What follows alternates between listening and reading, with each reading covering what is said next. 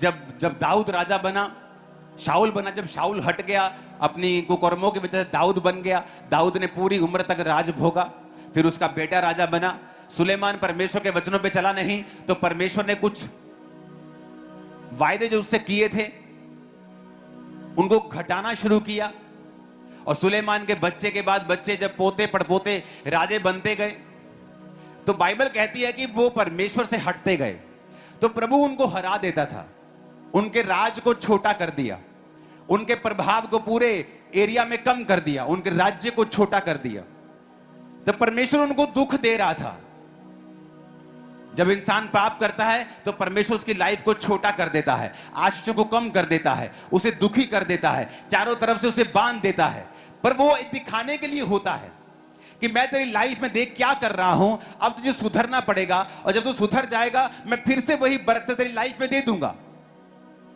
लेकिन वचन कहता है कि वो राजे सुधरे नहीं, और जब आप लगातार आप परमेश्वर के वचन को डिक्लाइन कर देते हो, उसको आप निराधार बनाकर अपनी लाइफ से फेंक देते हो, और प्रभु की योजनाओं पर आप मन नहीं लगाते, तो फिर परमेश्वर ने फैसला किया अब मैं बड़ी सजा इनको दूंगा। वो क्या थी?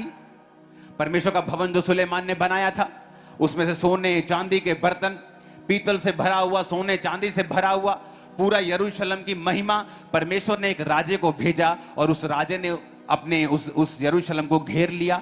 जब यरूशलेम को बहुत देर तक वो घेरे रहा, वहां खाने पीने की कमी होने लगी, महंगी होने लगी चीजें, क्योंकि सप्लाई सारी पीछे से बंद हो गई।